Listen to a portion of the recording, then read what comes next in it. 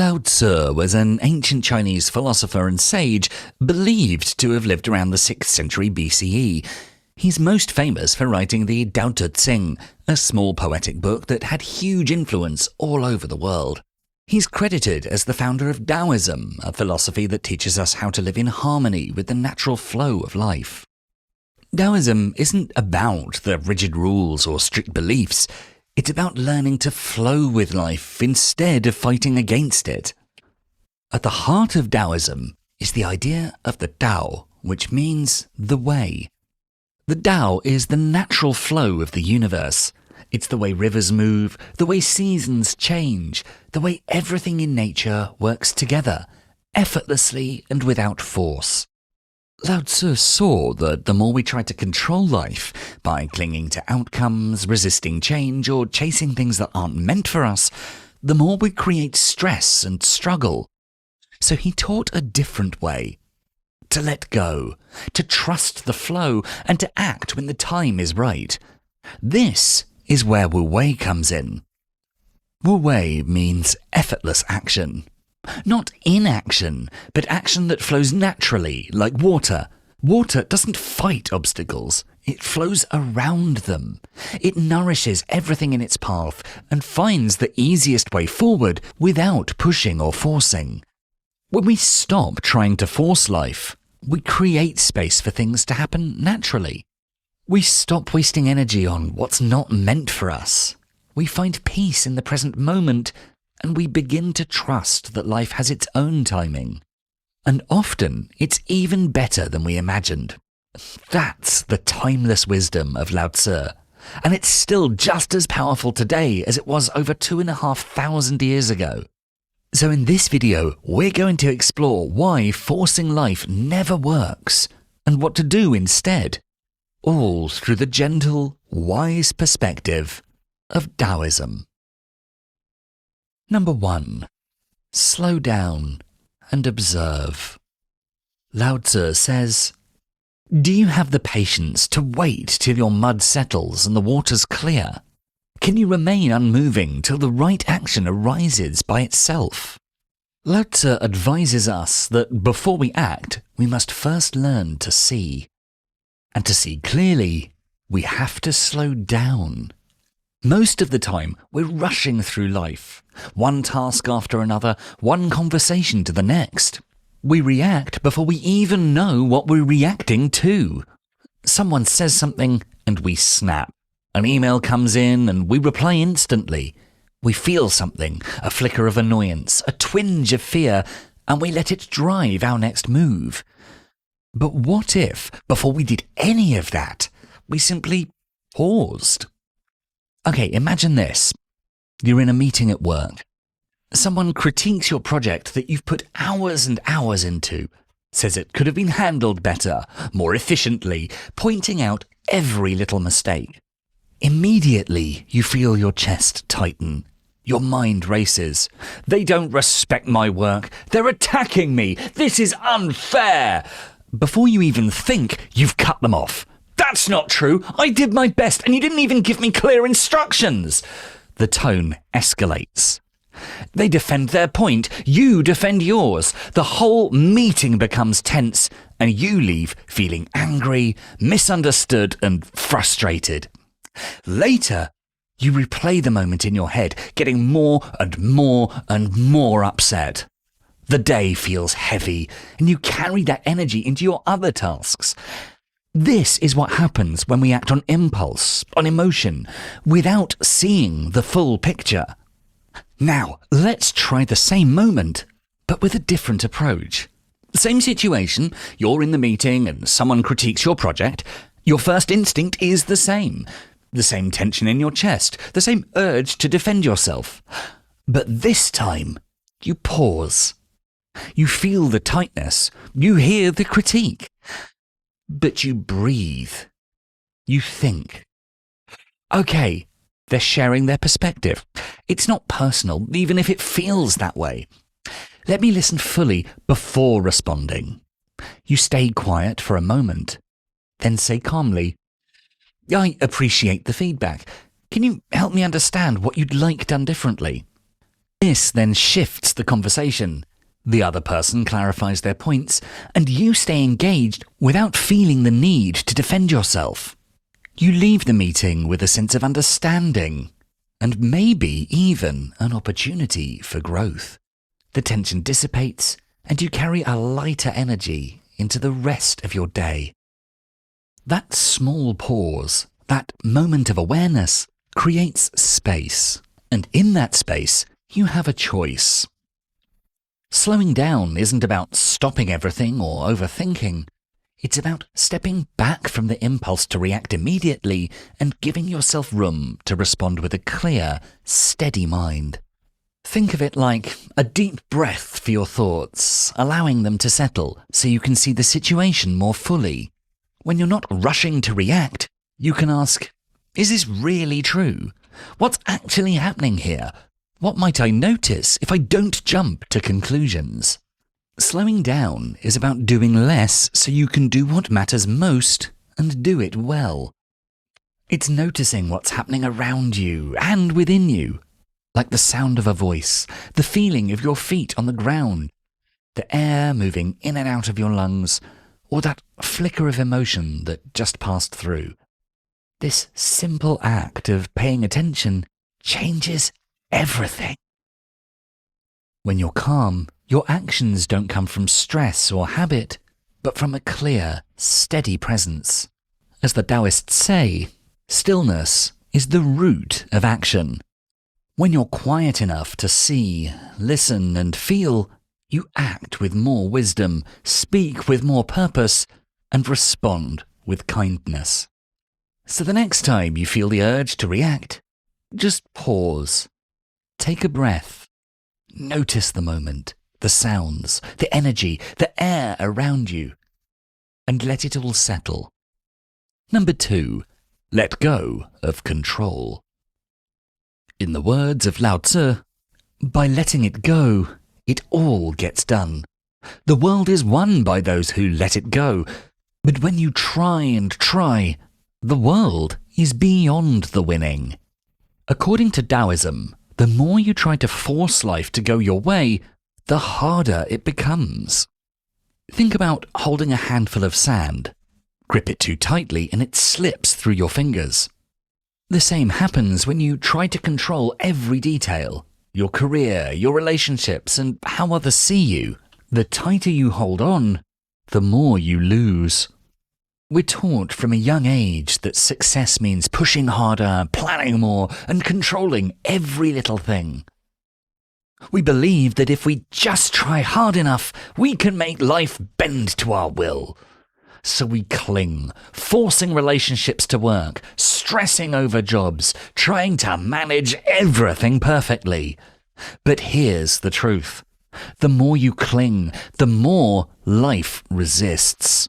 The pressure builds, the frustration grows, and the very thing you want slips away. This is the trap of over-controlling, making life far more difficult than it actually needs to be. But let's be clear, letting go doesn't mean you give up. It's not sitting back or being lazy. It's about doing your part, taking action where you can, while releasing the need to control everything else. So what exactly should you stop trying to control? Well, firstly, the outcome of your efforts. You can give your best, but the result isn't always up to you. Then there's other people's feelings and choices. You can't make someone love you or act the way you want. Plus, the timing of life. Things happen when they're ready, not when you demand them to. And critically, change itself. Life is always shifting, and resisting it only creates suffering. Say you're texting someone you like. They don't reply quickly, and suddenly your mind spirals. Are they losing interest? Should I text again?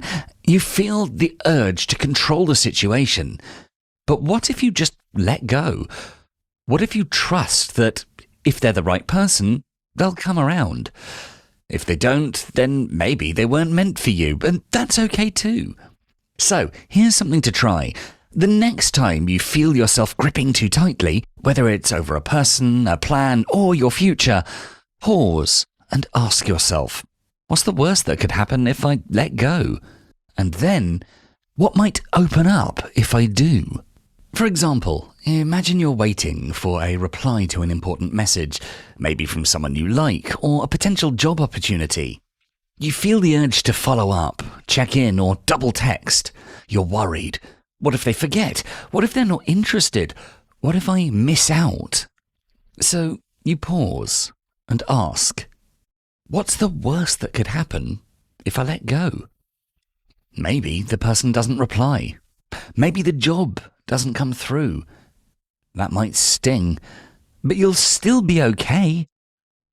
Now ask, what might open up if I do let go? You might free yourself from endless worrying. You might show confidence and self-respect by not chasing or forcing things. And maybe, by giving them space, the other person feels more drawn to respond. Or perhaps if they don't reply, it opens up space for someone or something better to come your way. Often, when you stop forcing things, they end up working out better than you expected. So relax your grip, trust the process, and let your life carry you where you're meant to go. Number 3. Act in harmony with the situation. According to Lao Tzu, when nothing is done, nothing is left undone. When a problem comes up or something unexpected happens, we immediately react. We rush in, trying to fix it, control it, or make it go the way we want. But often, this only makes things worse. We try to force a solution too soon, or we take action that doesn't fit the situation. It's like pushing a door that needs to be pulled. You're working hard, but it's the wrong kind of effort. Taoism teaches a different way. Instead of forcing things, let your actions arise naturally from the situation. Don't push. Don't rush. Don't fight what's happening. Pause. Notice. Then ask yourself, what's the natural next step here? What's the most simple, natural thing I could do in this moment? Not what I think I should do, not what I want to do, but what the moment is asking for. Think of it like this. Imagine a leaf floating on a river. It doesn't try to swim upstream. It doesn't argue with the current. It moves along with the flow of the water, sometimes fast, sometimes slow. It responds to whatever the river is doing. That's how we can approach life. Let's make it more real with some examples. If you're having a conversation with someone and they seem upset, you might feel the urge to defend yourself to prove a point. But maybe the situation is asking for you to listen instead of talk. The natural next step might be to stay quiet and give them space. If you're working on a project and you feel stuck, your instinct might be to keep pushing and pushing, but maybe the moment is asking you to step back, take a break, or rethink your approach. If someone cancels plans, instead of texting them 5 times or overthinking what it means, maybe the best thing is to just let it go and see what happens. It's about responding, not reacting. Reacting means you jump in without thinking, often out of fear, frustration, or habit. Responding means you take a moment and ask yourself, what's the natural next step here? Then do just that. This way you'll feel the situation, see it clearly, and then act in a way that fits. Sometimes the situation calls for action, so you act. Sometimes it calls for patience, so you wait. This way of living is about flowing with life, not fighting it. You don't stop acting. You act at the right time, in the right way. Number 4. Don't chase. To quote Lao Tzu, he who rushes ahead doesn't go far. You want something, a new job, a relationship, an opportunity, and you start chasing it. You hustle, you try hard, you overthink. You reach out, follow up, and sometimes you even push people away because your energy feels desperate. But Taoism teaches something different. You don't have to chase after everything. You don't have to run after opportunities, people, or results. You can relax into life and let the good things come to you in their own time. Okay, classic example. You're looking for a job. You send out applications and you want it so badly that you cannot stop checking your email every 5 minutes. And after the first few checks, you start worrying. Did they get my resume? Should I send a follow-up? What if I don't get it? You might even feel the urge to chase after every lead, even the ones that don't feel quite right. But what if you shifted your energy? What if you just did your part, applied to the jobs you feel truly aligned with, and then let go? What if you trusted that the right opportunity will come to you when the timing is right? Or think about dating. You're interested in someone, and you feel the need to text again and again to make plans, to chase their attention. But sometimes that energy pushes people away. What if you relaxed? Showed interest, yes, but gave them the space to come towards you. If it's meant to happen, it will. If not, you'll still be okay. This is the balance. Be available, but not desperate. Do your part. Take action when it's natural, but don't overreach. Don't try to force life to happen on your timeline. That's the energy you want to cultivate.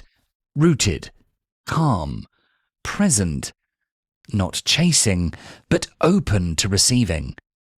Next time you feel that urge to chase, whether it's an opportunity, a person, or a result, pause and ask yourself, am I forcing this? And what would it feel like to just relax and trust instead? Spring doesn't rush. The flowers bloom when it's time. The fruits ripen when they're ready. You can't force an apple to grow faster. You can only plant the seed, water it, and wait. That's the wisdom of Wu Wei, letting life come to you rather than chasing it down. Number 5. Align desire with reality. Lao Tzu once wrote, "Those who flow as life flows know they need no other force." It's human to want things.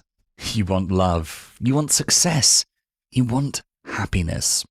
You want life to go a certain way, and there's nothing wrong with that. Desire is part of being alive.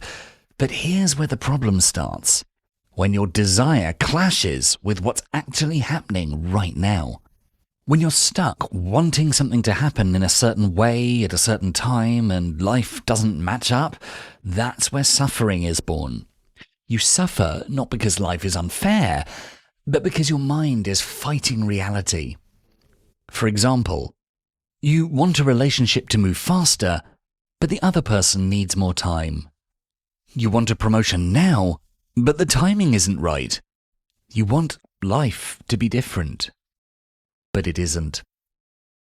You feel torn, pulled between what you wish was happening and what actually is. And this inner tug of war drains your energy, clouds your mind, and leaves you feeling stuck. But here's the wisdom of Taoism. Align your desires with reality. Desire less of what isn't happening.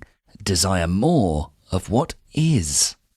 Let's say you're in a job that isn't your dream role.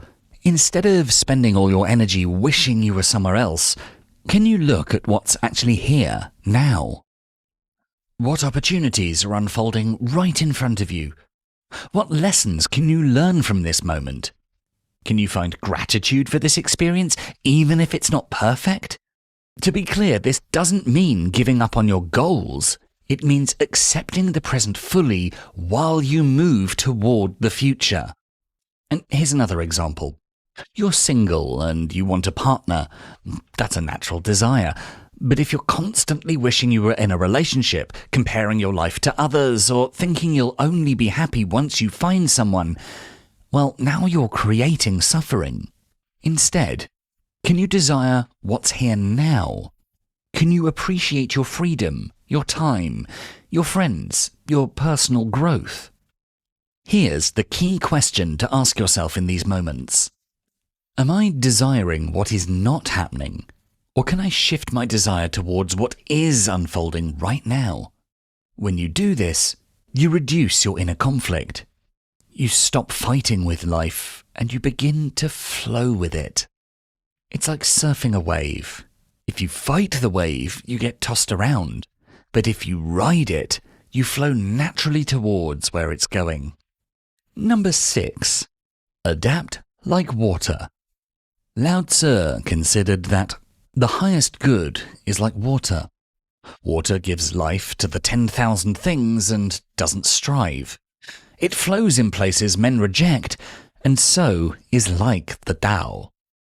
Water is one of the most powerful forces in nature, and yet it never forces.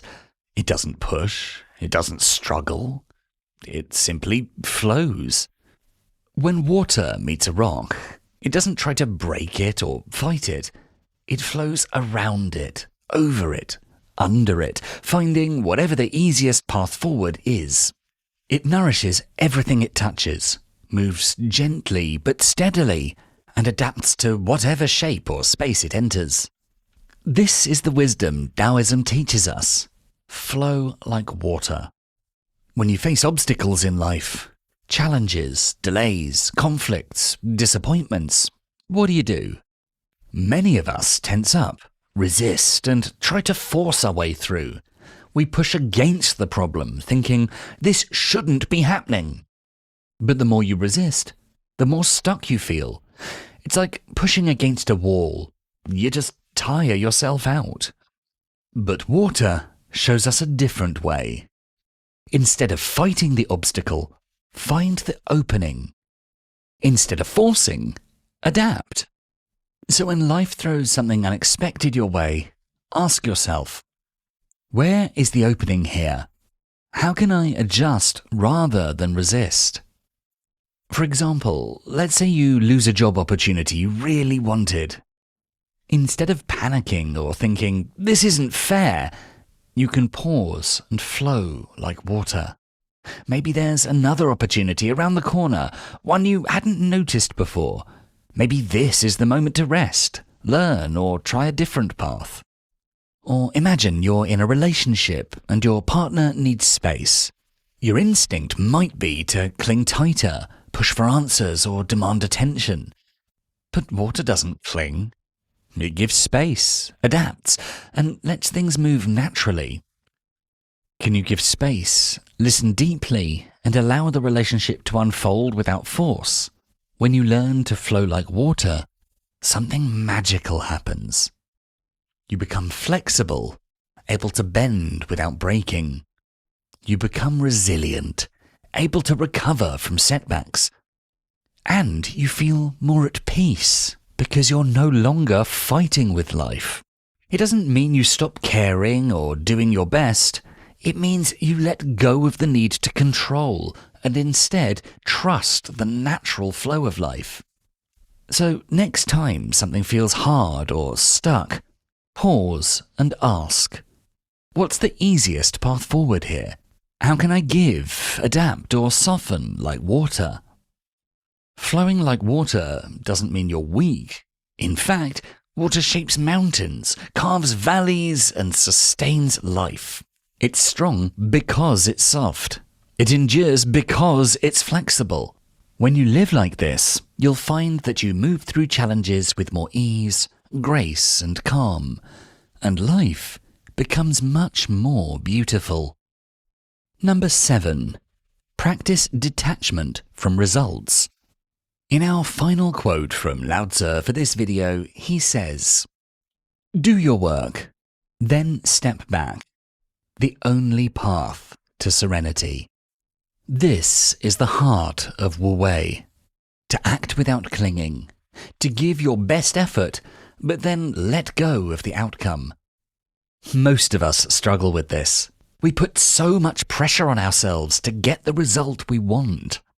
You study hard, so you have to get the top grade. You apply for the job, so you must get the offer. You go on a date, so you need them to like you. When you become attached to the result, your mind starts to spiral. What if it doesn't work out? What if I fail? What if they don't like me? This attachment creates tension. It makes you anxious, frustrated, and fearful. And ironically, the tighter you cling to the outcome, the more you can get in your own way. Taoism teaches us a different approach. Give your best, then release your grip. Think of it like planting a seed. You prepare the soil, water it, and make sure it gets sunlight. That's your part. But you can't force the seed to sprout. You can't tug on the leaves to make them grow faster. You just have to wait, let nature take its course, and trust that the plant will grow in its own time. And so the same with life. You can prepare, show up, and give your full effort. But once you've acted, the result is out of your hands. Say, for example, you're working on a big project for your job. You do your best, plan carefully, put in the hours, and deliver it on time. But then you get feedback that your work wasn't chosen, or the client decides to go in a different direction. It's natural to feel disappointed. But what if you chose to let go of that attachment and say, I gave my best and that's enough? Or imagine asking someone out. You express your feelings honestly, but they don't feel the same way. What if you were to let go of the need for a certain outcome and trust that if their feelings aren't what you were hoping, there was no opportunity to lose in the first place? Detachment from results doesn't mean you stop caring. It means you care deeply about your actions, your input, your effort, your presence. But you don't tie your sense of self-worth or happiness to what happens after. You let the river of life carry things where they're meant to go. Here's a simple technique you can practice. Next time you finish a task, say to yourself, I did my part. Now I release the outcome. Remind yourself, you are not your results. Success or failure doesn't define you. What matters is that you showed up, did your best, and let life unfold. This is the essence of Wu Wei. Act with care, but don't cling to the fruits. So act with love, let go of control, and trust the process. That's the way of the Tao. If you enjoyed this video, please make sure to check out our full Philosophies for Life playlist. And for more videos to help you find success and happiness using beautiful philosophical wisdom, don't forget to subscribe. Thanks so much for watching.